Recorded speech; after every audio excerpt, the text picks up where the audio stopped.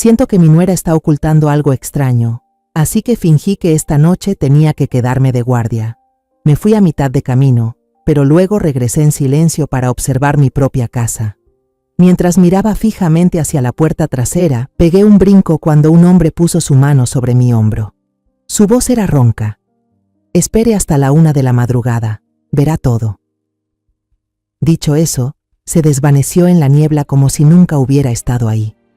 Justo a la 1, la luz del patio trasero se encendió. Sentí que el corazón se me caía cuando vi a mi nuera arrastrando un costal pesadísimo hacia el auto. Y de repente, el costal se movió un poco.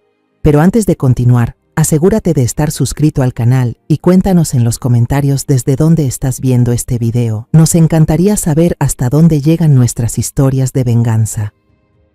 La oscuridad de Guadalajara devoraba las luces de la calle cuando estacioné mi viejo sedán a 2 cuadras de casa. Antes de salir, les había dicho a mi hijo Daniel y a mi nuera Isabel que el hospital me necesitaba para un turno nocturno de emergencia. Conduje un tramo, pero no llegué lejos. No podía quitarme de la cabeza el rostro demacrado y cansado de Daniel últimamente, ni olvidar el extraño aroma a incienso que flotaba constantemente en su habitación. Algo no estaba bien, lo sabía. Volví caminando, escabulléndome por un callejón empedrado. Elegí un lugar perfecto, oculta detrás de un arbusto de bugambilias frente a la casa. Desde ahí, podía ver claramente la puerta principal y parte del patio trasero de cemento de la casa, el hogar que había ayudado a construir durante toda mi vida. Dentro, la luz de la sala ya estaba apagada. Toda la casa estaba sumida en el silencio, salvo por un tenue parpadeo de luz que se filtraba desde la ventana del dormitorio de Daniel e Isabel en el 2º piso. De repente, una mano huesuda y helada se posó sobre mi hombro. Estuve a punto de gritar, pero el instinto de enfermera veterana me hizo cubrirme la boca a tiempo. Me giré de golpe, el corazón queriendo salírseme del pecho. Frente a mí, un anciano. La oscuridad y la neblina ocultaban casi todo su rostro, dejando al descubierto solo los rasgos curtidos por los años y el sufrimiento. A la luz tenue del farol, solo se veían sus ojos hundidos, pero brillaban con una luz extraña. «¿Usted es...?» Intenté preguntar, pero la voz se me atoró en la garganta. El anciano llevó un dedo huesudo a los labios, pidiendo silencio. Su voz era ronca, un susurro que se deslizaba como viento entre las rendijas. «No diga nada. Espere hasta la 1. Entonces lo verá todo». No alcancé a procesar lo que decía cuando él dio un paso atrás, se desvaneció en la niebla y desapareció tan rápido como había llegado. Me froté los ojos, mirando el espacio vacío donde había estado. ¿Una alucinación? Tal vez el estrés me estaba jugando malas pasadas, pero el frío helado que aún sentía en el hombro era prueba irrefutable. Miré el reloj, eran las 11:30. Me quedaban 1:30 de espera en medio del desconcierto total. El tiempo pasaba lento y pesado. Cada minuto parecía un siglo. Me senté en el suelo, con la espalda contra la pared fría, sin apartar la vista de la casa. En ese momento, mi reloj vibró suavemente. Era la 1 en punto. Como si una orden invisible lo hubiera activado, el foco del patio trasero se encendió de golpe. El corazón se me encogió. La puerta trasera se abrió con un chirrido espeluznante que rompió el silencio absoluto. Isabel salió. Llevaba un conjunto negro ajustado de pies a cabeza, el cabello recogido con pulcritud. Su rostro, bajo la luz blanca, parecía de cera, sin emoción alguna. Observó con cuidado a su alrededor, escaneando cada rincón del patio. Al asegurarse de que no había nadie, volvió a entrar. Pocos segundos después, arrastró hacia afuera un enorme costal de tela de yute. El roce del saco contra el cemento producía un sonido rasposo, macabro, que se me clavaba en la mente. Por cómo se esforzaba, supe que el bulto era pesado, pero lo peor no era eso. Dentro del costal algo se movía. No dejaba de agitarse, a veces con sacudidas violentas, otras raspando desesperadamente los costados. «Daniel». Ese pensamiento me atravesó como un rayo. Todo mi cuerpo comenzó a temblar. Las piernas me fallaban, me sentía sin fuerzas. Con un esfuerzo sobrehumano, saqué el celular. La pantalla se iluminó con una foto de Daniel sonriendo el día de su boda, con esa sonrisa cálida y bondadosa suya. Temblando, marqué su número. El tono sonó una vez, 2 veces. Luego pasó directamente al buzón de voz. Isabel abrió el maletero de su auto, usó toda su fuerza para cargar el costal. Se escuchó un golpe sordo al caer dentro. No dudó ni un segundo. Cerró el maletero de golpe, subió al asiento del conductor y encendió el motor. Las luces traseras rojas, como 2 líneas de sangre, parpadearon y luego se alejaron lentamente por la puerta, desapareciendo entre la niebla de la noche. En cuanto el auto se desvaneció, crucé la calle como una loca. Tanteé bajo la maceta del cactus decorativo y saqué la llave de repuesto, con las manos temblando tanto que casi se me cae. Abrí la puerta, una ráfaga de aire helado y un fuerte olor a incienso espeso me golpearon de frente, casi sin dejarme respirar. La casa estaba completamente en silencio, un silencio más aterrador que cualquier sonido. ¡Daniel! ¡Daniel! ¿Dónde estás? Subí corriendo las escaleras, susurrando su nombre con urgencia, sin atreverme a alzar la voz por miedo al eco de mi propio tono. Empujé la puerta del dormitorio de ambos. El lado de Isabel estaba desordenado, pero del lado de Daniel la sábana seguía estirada, fría, como si nadie hubiera dormido allí esa noche. Mis ojos, llenos de pánico, se dirigieron a la mesita junto a la cama. La billetera, el celular y el llavero de Daniel seguían ahí. Mi hijo no pudo haberse ido por su cuenta sin esas cosas. Sentí como si una mano invisible me apretara el pecho. Todo se volvió borroso. La peor pesadilla de una madre se había hecho realidad. Mi hijo había desaparecido. En medio del pánico, los recuerdos me invadieron, nítidos y dolorosos, como una película en cámara lenta sobre cómo el paraíso de mi familia se transformó en un infierno. Soy Elena Márquez de la Cruz, tengo 60 años, y mi vida se define por 2 momentos clave. El primero fue cuando mi esposo, Ricardo, murió de un infarto repentino, dejándome sola con un dolor que no sabía cómo nombrar. El segundo, que se convirtió en el motor de mi vida desde entonces, fue Daniel. Mi hijo es todo mi mundo. Es ingeniero supervisor de obras, un joven amable, sereno, con la sonrisa cálida de su padre y mis ojos profundos. Verlo crecer, convertirse en un hombre exitoso, me hacía sentir que ya no podía pedir nada más. Como jefa de enfermeras en la sala de urgencias del Hospital San Rafael, he visto demasiadas pérdidas y mi única oración era que Daniel siempre estuviera bien. Hasta que hace 3 años, Daniel trajo a Isabel a casa por primera vez. Ella era profesora de arte, con unos ojos grandes, cargados de una tristeza lejana, y una sonrisa suave que podía derretir incluso al corazón más duro. Me ganó desde el primer momento. En silencio, agradecí a Dios y a Ricardo desde el cielo por haberle dado a mi hijo una esposa que parecía tan perfecta. Aquellos días fueron los más felices de mi vida.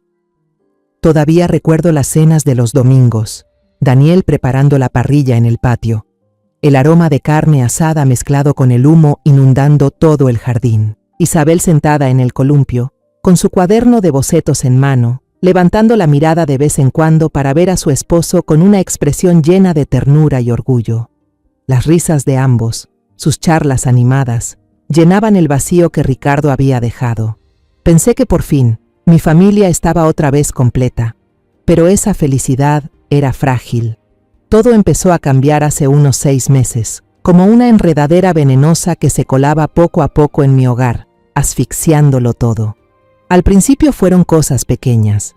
Notaba que Isabel se levantaba a medianoche. Una vez bajé a la cocina por un vaso de agua y la vi parada frente al espejo grande de la sala. Bajo la luz tenue de la luna, parecía una sombra, murmurando algo para sí misma en un idioma extraño, gutural y seco, que no se parecía a ninguna lengua que yo hubiera escuchado antes. La llamé en voz baja, ¿Isabel? Y ella se sobresaltó, volteando con una sonrisa algo forzada. No puedo dormir, suegra. Luego, el dormitorio de ellos empezó a oler fuertemente a incienso, pero no era un aroma agradable como los que se usan en los spas, sino uno penetrante, áspero, como hierba quemada, que se impregnaba en las cortinas, en las sábanas, y me dificultaba respirar cada vez que entraba. Una tarde, mientras limpiaba la habitación de ambos, se me cayó sin querer el cuaderno de bocetos de Isabel al suelo. Abrió una página llena de símbolos extraños y perturbadores. Aún recuerdo claramente una mano con un ojo justo en el centro de la palma, rodeada de círculos concéntricos y caracteres retorcidos como pequeñas serpientes. Cuando le pregunté con cautela sobre eso, Isabel solo sonrió con cortesía. Su sonrisa seguía siendo suave, pero sus ojos no. Ah, solo son símbolos para la meditación, mamá, para ayudarme a calmarme. No se preocupe. Su no se preocupe fue lo que empezó a preocuparme de verdad, sobre todo cuando la salud de Daniel comenzó a deteriorarse de forma extraña. La primera vez fue durante una cena. Estábamos todos disfrutando la comida cuando, de repente, Daniel dejó caer el tenedor sobre la mesa con un ruido seco. Sus ojos se abrieron desmesuradamente, fijos en un punto vacío, y luego se desmayó. Solo unos segundos después, volvió en sí, pálido, empapado en sudor. Forzó una sonrisa y dijo que solo se había mareado por el exceso de trabajo. Luego empezó a quejarse de dolores de cabeza persistentes, de una fatiga constante, de sentirse agotado todo el tiempo. Mi hijo, que solía ser tan activo y lleno de vida, se fue apagando poco a poco. Le insistí en llevarlo al hospital para hacerse un chequeo, pero Isabel siempre lo desestimaba con dulzura. Solo está estresado, mamá. Ya le preparé un té de hierbas. No se preocupe. Su taza de té de hierbas, de color marrón oscuro, se convirtió en algo inseparable de Daniel cada noche. Y entonces llegó esa noche fatídica, la noche en que todas mis sospechas se confirmaron de forma cruel. Le llevé un vaso de jugo de naranja recién exprimido, su favorito. Isabel estaba en la cocina en ese momento. Cuando Daniel llevó el vaso a sus labios, mi olfato entrenado como enfermera me detuvo en seco. Entre el aroma del jugo fresco, percibí un olor químico muy tenue, dulzón, un olor que conocía demasiado bien, el característico de un sedante suave, del tipo que usábamos con los pacientes en urgencias. Sentí que el corazón se me detenía. Justo entonces, Isabel salió de la cocina con otra taza del familiar líquido marrón oscuro en las manos. Sonrió, una sonrisa que no llegó a sus ojos, y con dulzura le quitó el vaso de jugo a Daniel y dijo: «Es mejor que tomes mi té, Daniel. El jugo tiene ácido, no es bueno para tu dolor de cabeza». Su mirada hacia mí en ese momento ya no tenía nada de amable. Era fría, filosa y cargada de alerta. Por un instante fugaz, vi en sus ojos a otra persona, a una extraña poseyendo el cuerpo de mi nuera. No era solo cuidado, era control. Estaba ocultando algo. Ese fue el momento en que supe que no podía quedarme de brazos cruzados. No podía seguir creyendo en sus dulces mentiras ni en esas sospechosas tazas de té. Tenía que averiguar qué estaba haciendo con mi hijo. Y por eso esta noche mentí sobre un turno en el hospital. Por eso me escondí entre los bugambilias frías, solo para presenciar una escena más aterradora de lo que cualquier madre podría imaginar. Todas las señales, todas las piezas sueltas de los últimos 6 meses, encajaban ahora en un retrato espantoso, una verdad para la que no sabía si tenía el coraje de enfrentar. Tambaleándome, bajé a la cocina buscando alguna señal, cualquier señal. En la mesa, la bandeja con la cena de Daniel seguía intacta, fría y seca. No había cenado. Al lado, una taza vacía de té de hierbas. Me quedé mirando la taza, la capa de residuos marrón oscuro en el fondo. Eso era veneno. Esa era la herramienta del demonio. Eso fue lo que dejó a mi hijo indefenso, sin poder resistirse, convirtiéndolo en algo que se pudiera meter fácilmente en un saco. La rabia y el miedo se arremolinaron en mí, dándome una energía salvaje. Tenía que llamar a la policía. Salí corriendo al auto. Conduje como loca hasta la comisaría más cercana. La luz neón del lugar era dura, fría, me lastimaba los ojos. Le conté lo ocurrido a un oficial de guardia, un hombre de mediana edad con ojeras profundas y un bostezo largo y aburrido. «Mi hijo, Daniel, ha desaparecido». Mi voz temblaba, las palabras se me trababan. Mi nuera, Isabel, Lo metió en un costal y se lo llevó a algún lado. El costal se movía, yo lo vi. Puede estar en peligro. El policía me miró como si acabara de escaparme de un manicomio. Tecleó unas palabras en la computadora y dijo con desgano: «Señora Márquez, tranquilícese. No podemos abrir un expediente de persona desaparecida hasta que pasen 24 horas. Su hijo es un adulto. Capaz que discutió con su esposa y se fue a despejarse un rato. Seguro mañana en la mañana ya está de vuelta». «¡No!», casi grité, dando un golpe sobre la mesa. «¿No entiende? Él no se fue por su cuenta. Isabel lo obligó. Yo lo vi con mis propios ojos». Intenté explicar nuevamente lo urgente de la situación. Describí cada detalle espantoso.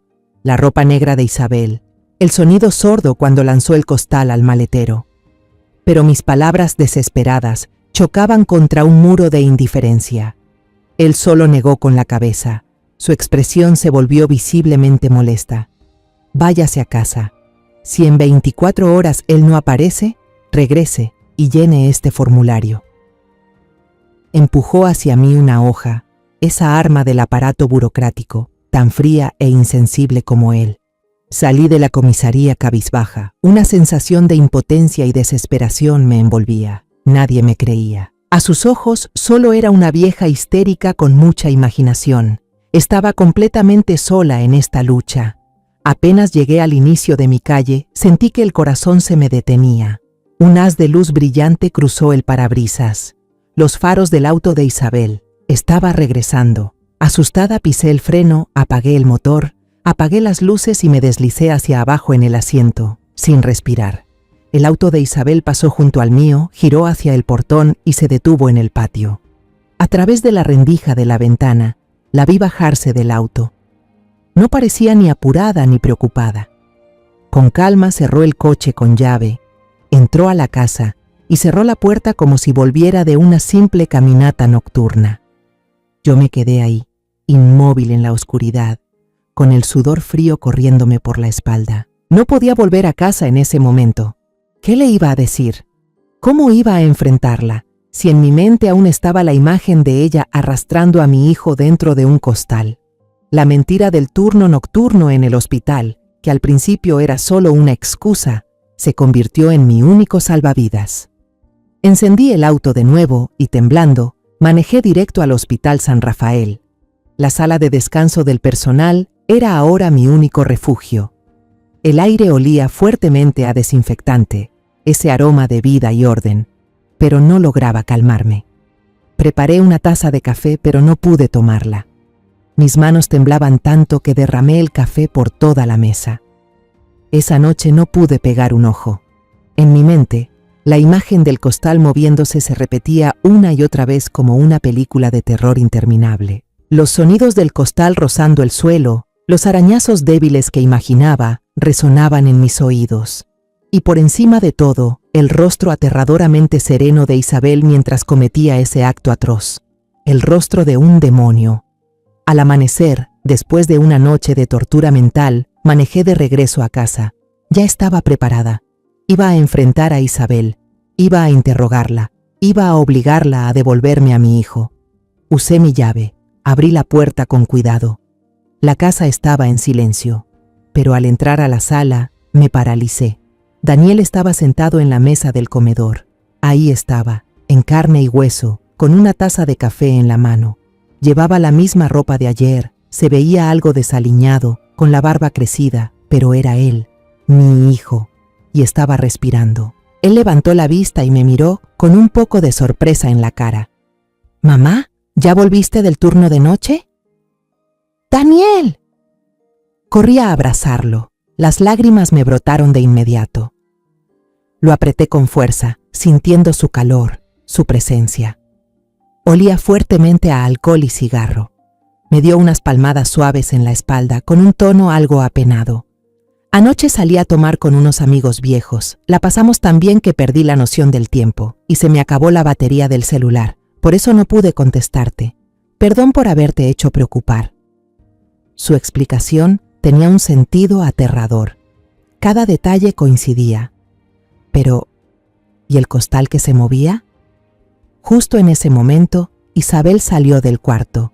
Llevaba un pijama de seda color crema, el cabello suelto cayendo sobre los hombros. Sonrió con dulzura y se acercó a tomarle el brazo a Daniel. Nos tuviste preocupadas a mamá y a mí. Solté un suspiro largo, como si acabara de despertar de una pesadilla espantosa. Tal vez me equivoqué. Tal vez la preocupación me estaba haciendo imaginar cosas. Pero cuando levanté la mirada y vi directo a los ojos de Isabel, toda esa sensación de alivio se desvaneció. En esa mirada aparentemente tierna, vi brillar un destello helado, una chispa de triunfo que se apagó enseguida. Las semanas siguientes, nuestra casa se convirtió en un escenario sofocante. El aire se volvió espeso por la falsedad y un miedo sin nombre. Seguíamos cenando juntos, seguíamos con las charlas de siempre, pero detrás de cada sonrisa, detrás de cada palabra amable de Isabel, yo sentía un abismo helado. Vivía en un estado de alerta total. Cada sonido, cada movimiento suyo lo analizaba con una lupa de desconfianza. Mientras tanto, Daniel se iba apagando. Estaba visiblemente más delgado. Su piel, antes bronceada y saludable como buen ingeniero de obra, ahora lucía pálida, con un tono gris enfermizo. Las ojeras bajo sus ojos se hacían más profundas, convirtiendo su mirada en dos pozos vacíos. Había perdido su chispa, su sentido del humor. Siempre parecía ausente, como si su alma estuviera vagando en un lugar al que yo no podía llegar. Las crisis de desmayo breve se volvieron cada vez más frecuentes. Una vez, mientras contaba un chiste del trabajo, se quedó callado de repente. El tenedor cayó de su mano y su mirada se volvió vacía. Unos segundos después, parpadeó, confundido, mirando a su alrededor sin entender qué había pasado, empapado en sudor. Isabel siempre estaba ahí enseguida, acariciándole la espalda, con una voz llena de falsa preocupación. «Otra vez te estás excediendo con el trabajo, amor». Ya no podía más. Usé mi prestigio en el hospital para llevar a Daniel a ver al doctor Ramírez, un colega de medicina interna en quien confiaba. Le pedí que le hiciera todos los estudios posibles. Análisis de sangre completos, tomografía cerebral, electrocardiograma. Tenía la esperanza, recé porque la ciencia me diera una respuesta, una enfermedad concreta a la que pudiera enfrentar. Pero los resultados fueron un callejón sin salida. Todos los indicadores de Daniel estaban completamente normales. El doctor Ramírez me dio una palmada en el hombro, con una mirada incómoda, y concluyó: «Elena, revisé todo con mucho cuidado. Tal vez el muchacho solo esté muy estresado por el trabajo. Necesita descansar y relajarse». La ciencia, con toda su tecnología moderna, se rendía. Regresé a casa con más miedo y frustración que antes. Sabía que no era estrés. Era algo más oscuro, algo que le estaba devorando la vida a mi hijo frente a mis ojos. Isabel actuaba cada vez más extraño, como si ya no le importara disimular. Cada noche se quedaba despierta hasta tarde en la sala. Decía que necesitaba tranquilidad para preparar sus clases, pero yo sabía que era mentira. Una noche, casi a la medianoche, me despertó un murmullo constante, hipnótico. No venía de su habitación, sino de la sala de estar de abajo. El susurro sonaba como un canto de una secta extraña, repitiendo una melodía monótona y perturbadora. Movida por la curiosidad y el miedo, salí de mi cuarto en silencio, caminando lo más despacio posible sobre el piso de madera. Entrecerré la puerta y miré hacia la sala. Bajo la luz tenue de la luna que se filtraba por la ventana, vi una escena escalofriante. Isabel había extendido una gran tela negra en el suelo. Sentado justo en el centro, inmóvil, con los ojos cerrados y la espalda recta como una estatua, estaba Daniel. A su alrededor, 7 velas blancas encendidas, colocadas sobre unos pequeños objetos de plata que parecían platitos. Isabel estaba arrodillada frente a él, con las manos juntas y murmurando palabras que no podía entender. De vez en cuando, movía uno de esos objetos, haciendo un sonido seco y metálico que helaba la sangre. El corazón me latía tan fuerte que creí que se me saldría del pecho. Cerré la puerta de golpe, me apoyé contra la pared, sin poder respirar. ¿Qué era eso? ¿Un ritual? ¿Un exorcismo? ¿O algo aún peor? La noche siguiente ya estaba preparada. Les dije que me dolía la cabeza por el clima y que me iría a dormir temprano. Me acosté, pero no dormí. Apreté el celular en mi mano, el corazón como tambor. Cuando escuché de nuevo los susurros, actué. Activé la cámara. Entreabrí la puerta lo justo para que pasara el lente. Lo que vi en la pantalla era aún más horrible que la noche anterior. Daniel seguía como un muñeco sin alma. Isabel, después de rezar, sacó un objeto afilado que brillaba bajo la luz de las velas. Lo miró con una devoción espeluznante y, sin dudar, se cortó la yema del dedo. Una gota de sangre espesa y oscura cayó. Lentamente, acercó el dedo sangrante a la frente de Daniel y dejó caer la gota entre sus cejas. Esa sangre, sobre su piel pálida, era una marca espantosa. Escuché más claro esta vez. Señor, acepta mi ofrenda, toma esta vida y dame la inmortalidad. Esa frase me destrozó. Quería gritar, quería correr y arrancar a mi hijo de ahí. Pero el miedo me paralizó. ¿Y si hacía algo y ella le hacía daño? ¿Qué le había dado para dejarlo así? Un solo movimiento podía ponerlo en riesgo. Solo pude quedarme ahí, temblando, grabando. Tenía que registrar esa locura. Sentí la impotencia devorarme, convertida en una espectadora cobarde del sufrimiento de mi hijo. Ese video era la única prueba, y también la carga más pesada. Cuando el reloj marcó casi la 1, Isabel sopló cada vela. La oscuridad cubrió todo. Luego, con una calma escalofriante, limpió todo. Usó un paño blanco para borrar la sangre de la frente de Daniel. Dobló la tela negra. Recogió los platitos de plata y las velas en un saco de tela gruesa, igualito al que vi aquella noche con niebla. Seguí grabando, temblando, sin hacer ruido. Cuando terminó, lo ayudó a levantarse. Con mi hijo aún en un estado de somnolencia, inconsciente, caminando como un sonámbulo manipulado, lo vi guiar a Daniel hasta la habitación, acostarlo en la cama y cubrirlo con una manta, en un gesto de cuidado tan falso que me revolvió el estómago.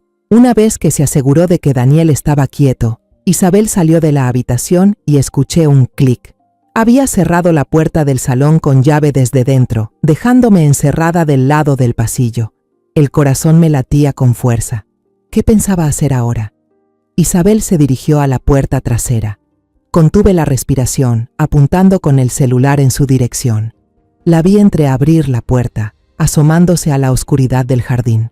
Luego se agachó en un rincón que durante el día nunca había notado. Sacó una pequeña jaula. Dentro había un gato blanco, tan blanco que parecía brillar en la noche. Tal vez era un gato callejero que había logrado atrapar. Abrió la jaula.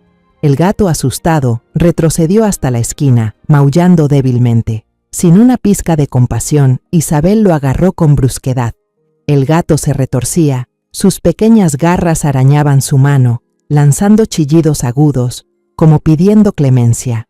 Isabel no se inmutó. Metió al gato dentro del costal junto con otros objetos rituales. El maullido se ahogó al instante. Solo quedaron los sonidos desesperados y frenéticos de sus uñas rascando desde dentro. Una pieza se rompió en mi mente. Una verdad tan repulsiva como liberadora me golpeó. El sonido que escuché aquella noche en el costal, ese movimiento, esos rasguños que juraba eran de Daniel, en realidad eran de un animal indefenso como ese. Un escalofrío me recorrió la espalda.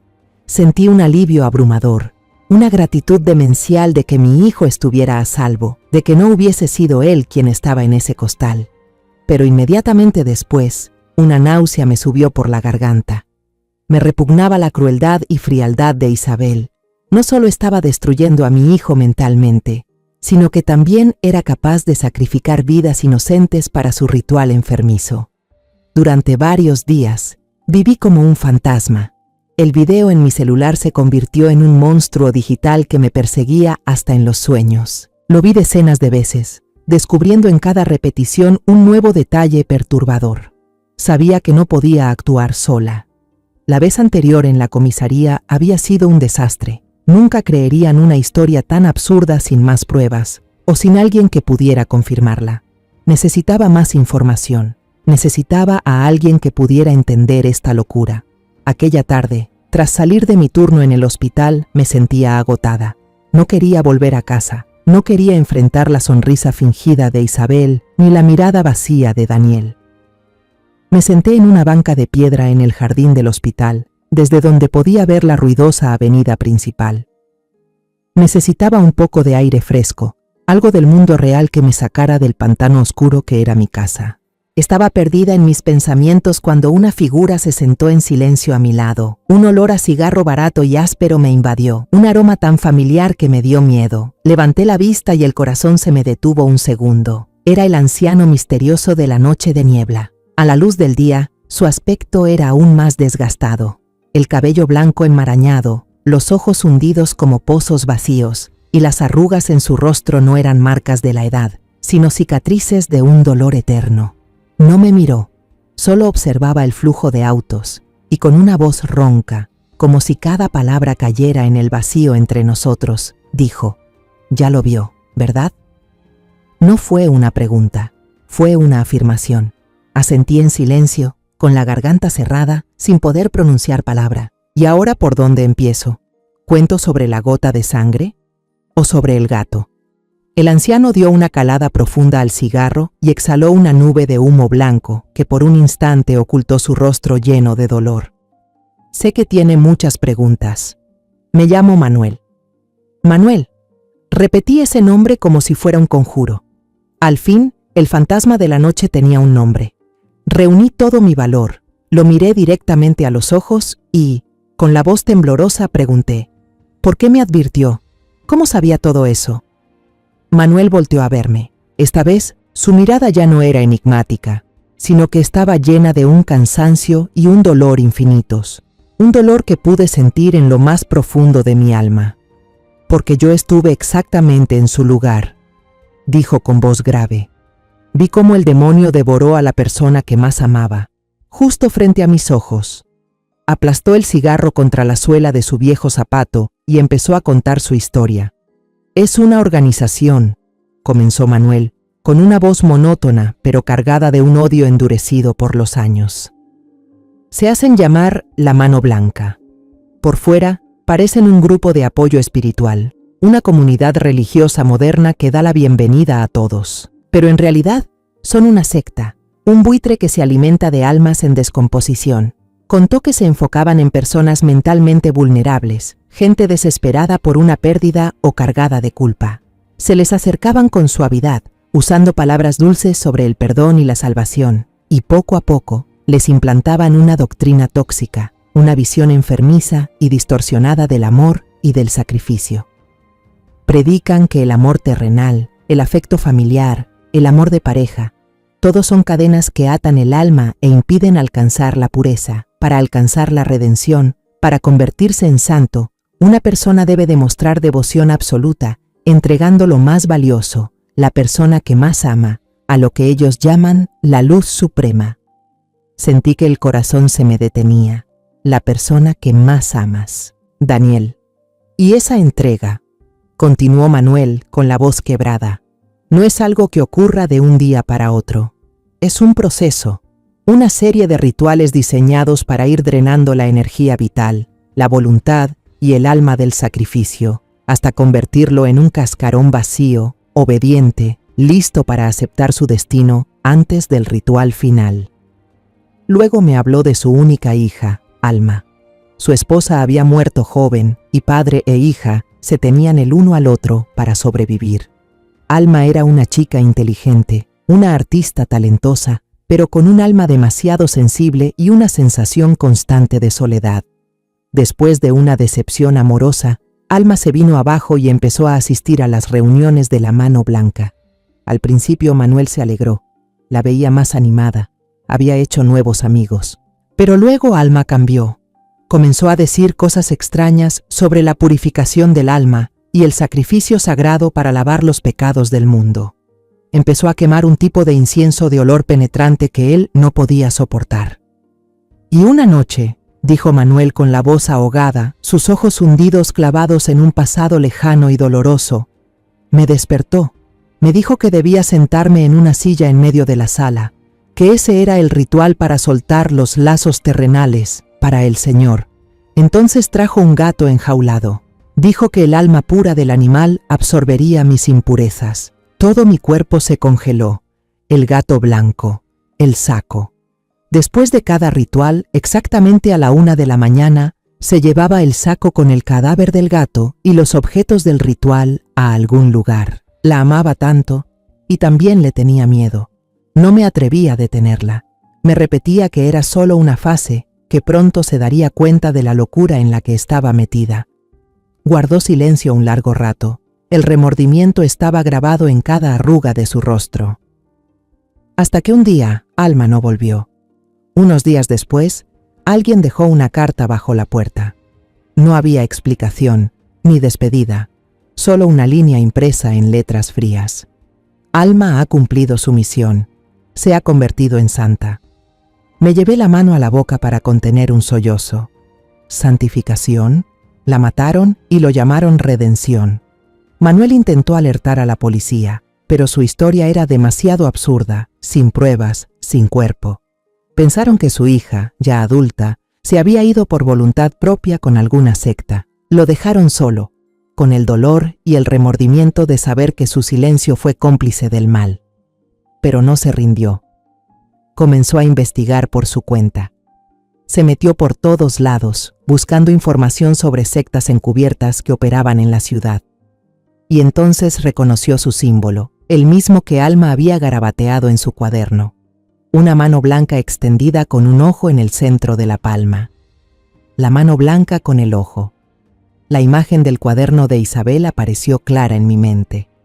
Hace un mes, concluyó Manuel, sacándome de mis pensamientos aterradores. Yo estaba trabajando en el turno de noche de una panadería. Al amanecer pasé por su vecindario y vi a su nuera.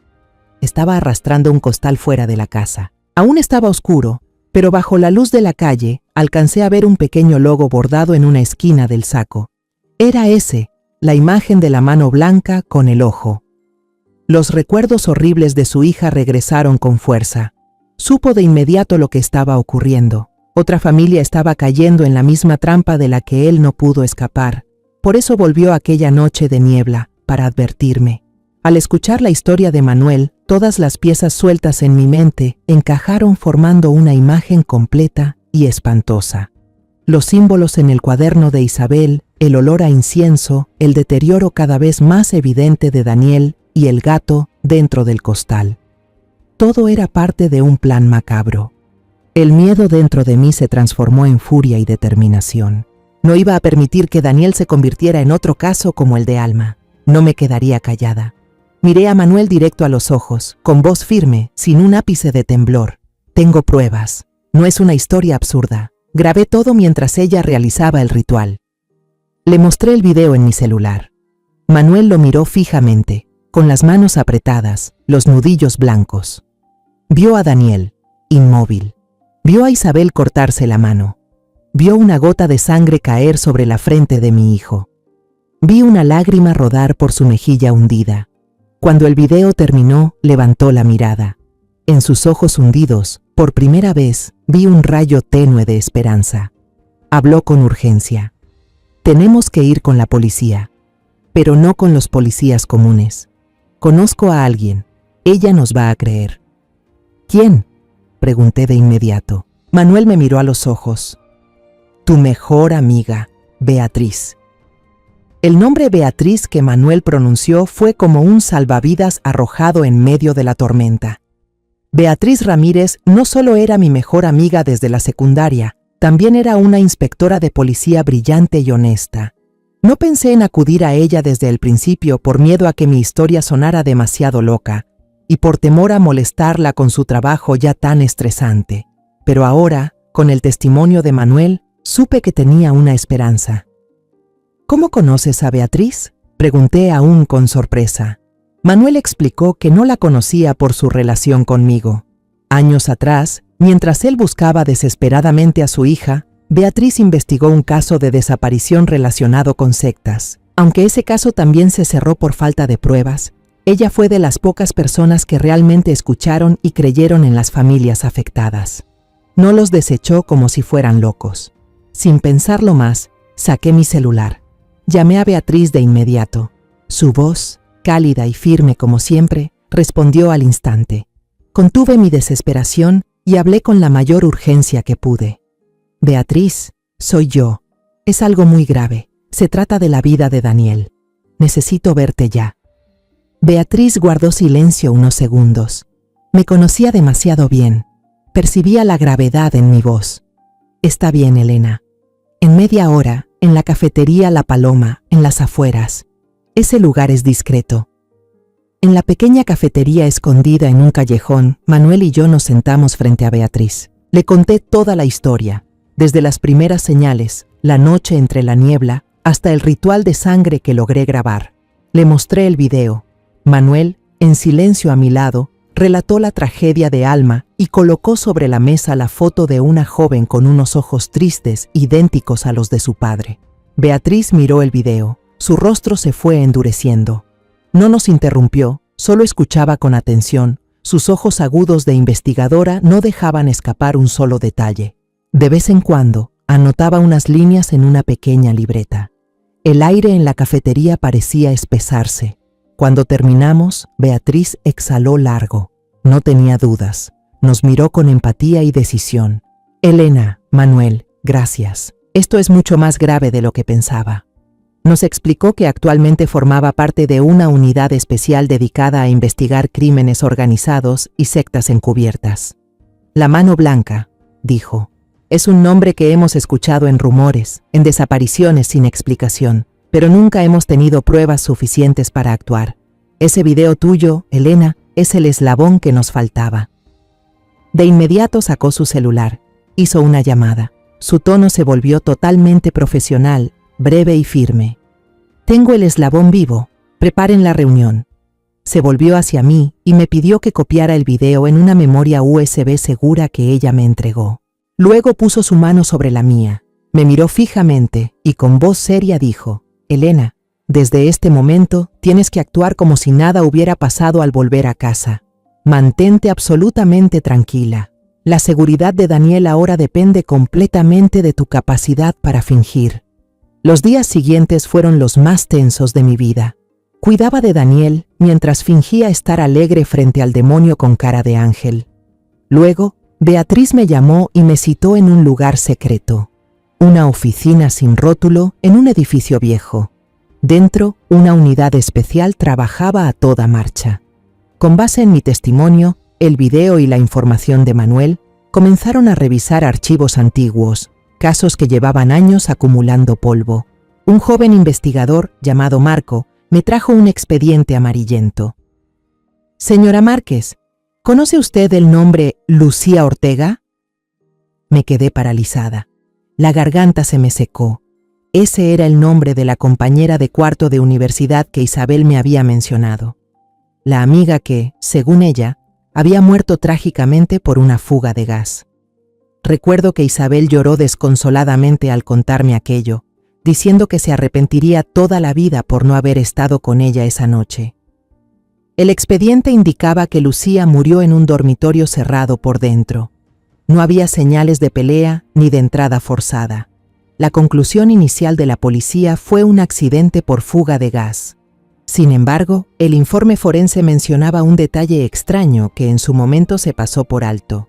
Marco señaló una línea subrayada. En el aire había un fuerte olor a incienso. Y en la pared detrás de la cama de Lucía había un dibujo tenue hecho con tiza blanca. Una mano con un ojo en el centro. En ese momento, la policía pensó que era solo una decoración rara de estudiantes. Isabel, como compañera de cuarto y última persona en ver a Lucía, fue interrogada, pero interpretó su papel a la perfección. Mostró dolor. Su declaración fue coherente y no tenía un motivo aparente. El caso fue cerrado. Beatriz puso una mano sobre mi hombro. Ahora todo está claro.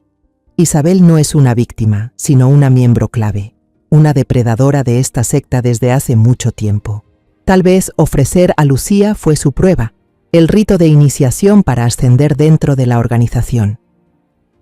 La fachada perfecta de Isabel se había derrumbado. Mi nuera no solo era una fanática, era una asesina. El equipo de investigación se reunió para trazar un plan. Ya tenían suficiente base para arrestarla de inmediato, pero Beatriz negó con la cabeza. Arrestarla ahora sería demasiado fácil, explicó. Ella se quedará callada, su abogado entrará en acción y los líderes tendrán tiempo de borrar toda evidencia. No queremos solo a Isabel, queremos desmantelar todo el nido de los del brazo blanco. Se diseñó un plan. Querían atraparla en el acto, realizando un ritual. Necesitamos pruebas irrefutables para inculpar a toda la organización detrás. Si la agarramos en el momento, en ese estado mental fanático, no podrá negar nada. Esa será nuestra oportunidad para sacarle más información. Ese plan me colocaba a mí en el centro del peligro. Instalarían en secreto micrófonos y cámaras diminutas en la sala de mi casa, y yo sería el vínculo interno, la que daría la señal cuando el ritual comenzara. Al volver a casa ese día, me sentí como una actriz entrando en un escenario mortal. Cada gesto, cada palabra debía estar perfectamente medida. Al día siguiente, tal como se había planeado, aprovechando que Isabel salió a dar clases, un equipo de técnicos disfrazados de electricistas llegó a mi casa. No hablaron mucho, trabajaban en silencio con una profesionalidad que daba escalofríos. Las cámaras diminutas quedaron escondidas detrás de los libros, en las macetas. Un micrófono fue colocado bajo la mesa. Trabajaron a toda velocidad, y cuando se marcharon, mi casa ya era una trampa tendida. Antes de irse, uno del equipo me entregó un pequeño dispositivo del tamaño de un pulgar, un walkie-talkie miniatura, y me enseñó cómo esconderlo en el bolsillo de mi abrigo. Beatriz me llamó para darme instrucciones claras. Su voz seria y firme. Ya no era mi mejor amiga, era una comandante. Elena, cuando Isabel empiece a encender las velas, ese es el momento. Solo tienes que presionar y mantener este botón durante un segundo. Estaremos justo afuera. No hagas nada más. Quédate en tu habitación. ¿Entendido? Entendido, respondí con la garganta seca. Esa noche me esforcé dolorosamente por actuar con normalidad. Preparé la cena, los platillos favoritos de Daniel, pero no podía saborear nada. Le pregunté por su trabajo, intentando forzar una conversación sin sentido. Isabel seguía tan dulce como siempre, incluso dijo que mi estofado estaba más rico de lo habitual. Pero en sus ojos vi un vacío aterrador, una concentración extrema en un objetivo que yo ya conocía demasiado bien. La cena transcurrió en un silencio tenso como una cuerda estirada. Daniel comió muy poco, su mirada perdida, como un sonámbulo repitiendo rutinas. Isabel, de vez en cuando, le servía más comida, en un gesto de cuidado tan falso que me revolvía el estómago. Tuve que contenerme con todas mis fuerzas para no lanzarle el plato en la cara. Después de la cena, la misma escena de siempre. Isabel le preparó a Daniel una taza de té de hierbas. «Tómalo, amor, así duermes mejor», dijo, con una voz dulce como miel. Daniel lo bebió obediente. Poco después, empezó a bostezar. Los ojos se le cerraban. Dijo que quería descansar. Isabel lo llevó a su dormitorio.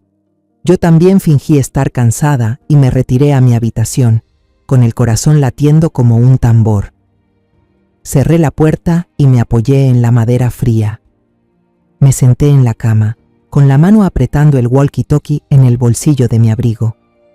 El tiempo se detuvo. Cada segundo era una tortura. Cerca de la medianoche lo escuché. Ese sonido familiar en la sala. El roce de la tela negra al desplegarse. Luego el ruido seco y metálico de objetos de plata colocándose sobre el suelo. Un rato después, escuché que se abría la puerta de su dormitorio.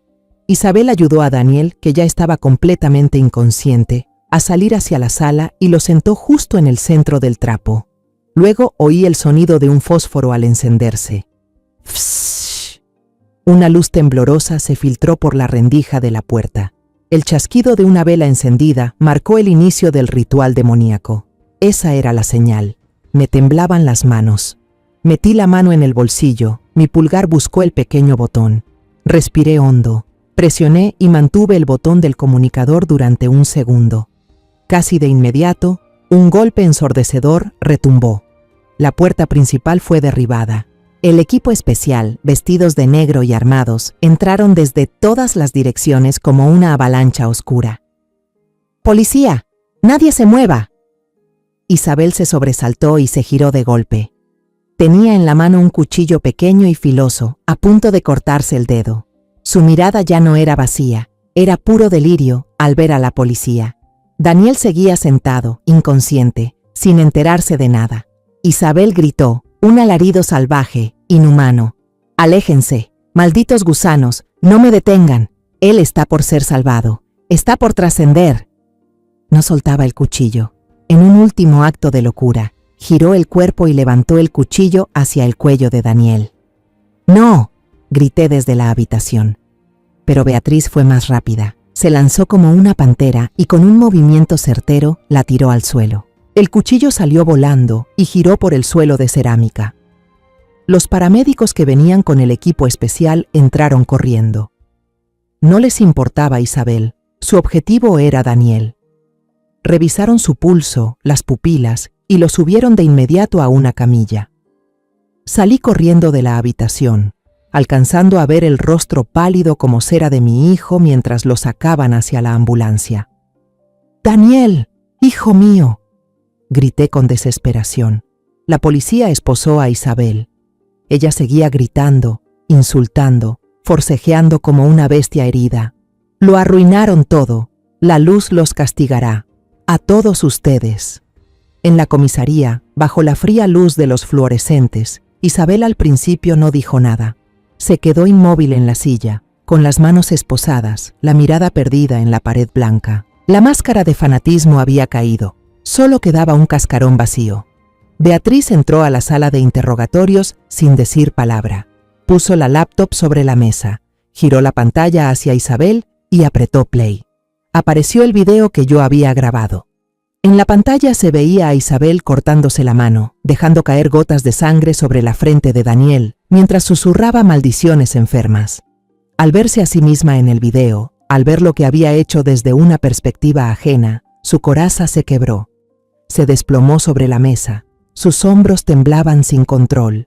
Empezó a llorar. No eran las lágrimas falsas de culpa que le había visto antes. Eran sollozos reales, desgarradores, llenos de dolor y culpa acumulada, y entre esos sollozos empezó a confesarlo todo. Confesó que había ofrecido a Lucía, su compañera de cuarto. Contó que Lucía, una chica llena de vida, le había dicho que quería dejar la universidad para perseguir su sueño de viajar por el mundo. Isabel, bajo la manipulación del culto, interpretó ese sueño como una debilidad terrenal, un apego material que debía ser purificado. Ella era demasiado buena, demasiado pura, murmuró Isabel, con lágrimas en la cara. No quería que este mundo la ensuciara. La ayudé a trascender. Le había estado poniendo sedantes fuertes en el té durante semanas, haciendo que Lucía siempre se sintiera cansada y con sueño. En la última noche, Isabel realizó el ritual. Encendió un incienso especial del culto, uno que contenía una sustancia que causaba asfixia leve. Luego cerró la puerta con llave y se fue, dejando que su mejor amiga se hundiera lentamente en un sueño eterno. Sobre Daniel, su voz se volvió de un dolor insoportable. «De verdad lo amo», sollozaba. «Lo amo más que a nada en el mundo». Pero ese amor, según la doctrina enfermiza del brazo blanco, era el mayor apego, la última cadena que le impedía alcanzar la pureza absoluta. Ofrecer a Daniel sería el sacrificio más noble, la prueba suprema de su devoción, que permitiría que ambos fueran santificados. Sentí un dolor punzante en el pecho al escucharlo. Había usado el amor mismo para justificar un asesinato. Beatriz indagó más en el pasado de Isabel, tratando de encontrar el origen de su locura. Fue entonces cuando Isabel reveló un oscuro secreto que la carcomía desde la infancia, una herida que jamás había sanado. Contó que a los 8 años, jugando con fósforos en el almacén, provocó accidentalmente un incendio que consumió la casa familiar. Sus padres no sobrevivieron. Ella salió con vida, pero cargó desde entonces con una culpa terrible, convencida de que había matado a sus padres. Su tía, quien la crió, era una fanática religiosa que, en vez de consolarla, le repetía constantemente que eso era un castigo divino por ser una niña pecadora. Esa culpa fue el terreno fértil donde el brazo blanco sembró su doctrina. La encontraron cuando estaba más vulnerable, en la universidad, y la convencieron de que la única forma de ser perdonada, de redimirse por aquel horror, era ofrecer. Tenía que sacrificar lo que más amaba. Lucía fue la primera, y Daniel, el amor más grande de su vida, sería el último. Mientras Isabel se hundía en su confesión bañada en lágrimas, el equipo especial actuó con rapidez. Basándose en los datos extraídos de urgencia del celular y la laptop de Isabel, incluyendo chats secretos, citas codificadas y ubicaciones GPS de los lugares que visitaba a la 1 de la madrugada, lograron identificar el escondite principal del Brazo Blanco. Era una vieja granja abandonada en las afueras de Guadalajara, un sitio perfecto para ocultar horrores. El operativo se ejecutó esa misma noche. Las fuerzas especiales rodearon el lugar por todos los flancos. Capturaron a toda la cúpula de la secta, a los líderes conocidos como los guías, mientras dormían, sin sospechar que una de sus integrantes más leales había revelado todo. Pero lo más importante fue que encontraron unos sótanos ocultos bajo el piso del almacén. Allí rescataron a casi 20 víctimas que estaban cautivas. Eran personas en distintas etapas del proceso de purificación, con los cuerpos debilitados por el hambre y las drogas, y las mentes completamente desorientadas, al borde de perder la conciencia. Beatriz recibió una llamada al amanecer. Vi cómo su rostro tenso se suavizó. Me miró, con la voz algo cansada pero llena de esperanza. Elena, ya la encontramos. Hablaba de Alma, la hija de Manuel.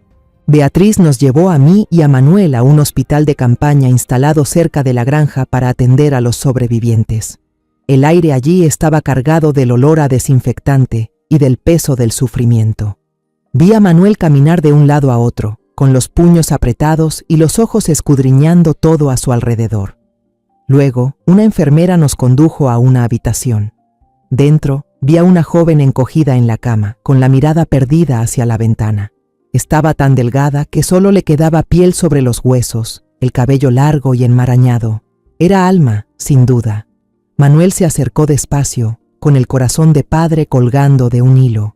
Llamó en voz baja, tembloroso. «Alma, hija». La joven volteó.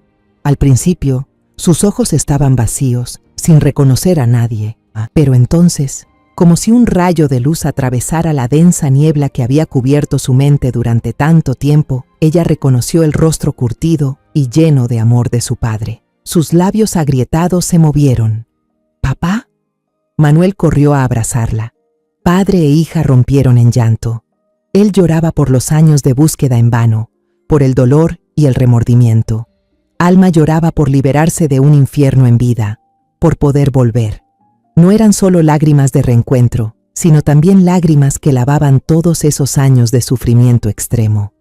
Yo los miraba desde lejos, sin atreverme a interrumpir ese momento sagrado. Las lágrimas también corrían por mis mejillas. Lloraba por ellos, y también por mí. Al menos una pesadilla había terminado de verdad. Meses después, el juicio contra la organización El Brazo Blanco se llevó a cabo y sacudió a todo el país. Las historias aterradoras sobre los rituales, las desapariciones misteriosas y las familias destrozadas salieron a la luz ante la justicia, dejando al público conmocionado. Yo, Manuel y muchas otras familias de víctimas estuvimos presentes como testigos. Cuando me paré en el estrado para declarar y contar sobre aquellas noches de terror, no miré al jurado ni al juez. Mi mirada solo se dirigía hacia Isabel. Estaba ahí, con el uniforme de prisionera, el cabello cortado, y el rostro ya sin dulzura ni fanatismo, solo vacío. Isabel, junto con los líderes conocidos como los guías, fue condenada justamente por homicidio, secuestro y dirigir una organización criminal. En la última audiencia, cuando los guardias se la llevaban, Isabel se volteó para mirarme. En sus ojos ya no había odio, solo un arrepentimiento tardío y un dolor tan profundo que parecía no tener fondo. Yo simplemente me di la vuelta en silencio. Perdonar es asunto de Dios. Yo solo puedo elegir olvidar. Daniel no asistió a ninguna audiencia. Dijo que quería cerrar ese capítulo para siempre. Enfrentar a Isabel una vez más, aunque fuera desde el banquillo, era una tortura que no podía soportar. Mi hijo pasó mucho tiempo en tratamiento en el hospital. Los médicos dijeron que había sido envenenado de manera sistemática con una hierba que provocaba alucinaciones y debilitamiento del sistema nervioso durante varios meses. Su cuerpo necesitaba tiempo para eliminar por completo la toxina. Pero la recuperación más dolorosa no fue física, sino mental. Tuvo que asistir a sesiones de terapia para enfrentar el shock de haber sido traicionado por la mujer que amaba y en quien confiaba ciegamente. ¿Cómo puede alguien aceptar que el amor que cultivó fue, en realidad, una sentencia de muerte anunciada? En cuanto recuperó algo de claridad, lo primero que hizo Daniel fue presentar la demanda de divorcio. El trámite fue rápido, un corte limpio para extirpar el tumor maligno de su vida. Aún así, las pesadillas seguían. A veces, a medianoche, todavía lo oigo gritar en sueños. Corro a su cuarto y me siento a su lado hasta que logra calmarse. Las heridas del cuerpo pueden sanar, pero las cicatrices del alma permanecerán por siempre. Sabíamos que no podíamos seguir viviendo en esa casa. Cada rincón, cada objeto, estaba impregnado de recuerdos dolorosos. Vendimos la casa vieja, dejando atrás todos los fantasmas del pasado. Nos mudamos a un pueblo tranquilo junto al lago Chapala. El aire fresco, el agua cristalina del lago y los vecinos amables poco a poco fueron aliviándonos. Decidí jubilarme temprano del hospital. Ya había tenido suficiente de convivir con la muerte. Con nuestros ahorros de toda la vida, abrimos una pequeña panadería justo en la calle principal con vista al lago. Este era el sueño que mi esposo, Ricardo, y yo solíamos acariciar cuando éramos jóvenes.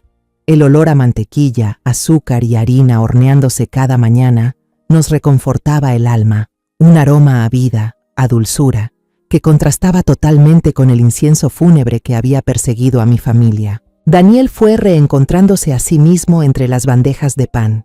Ya no volvió al trabajo estresante de ingeniero. En cambio, me ayudaba en la panadería. Aprendió a hacer pan, a decorar pasteles. Sus manos, que antes solo conocían planos y números, ahora eran hábiles y pacientes con cada capa de crema, con cada flor de azúcar. Su sonrisa fue regresando poco a poco, aunque ya no era la misma de antes, inocente y luminosa. Era la sonrisa de alguien que ha sobrevivido a la tormenta.